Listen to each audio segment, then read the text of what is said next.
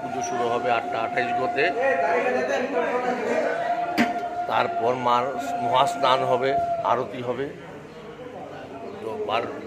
12টার সময় মার স্বামী সান্ধ্য ব্যঞ্জনাদি ভোগ হবে। বেলা 3টা 49 মার সন্ধি পুজো শুরু হবে। তারপরে রাত্রি 7টায় মার আরতি হবে।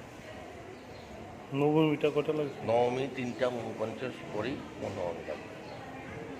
নবমী থেকে লেগে যাবে।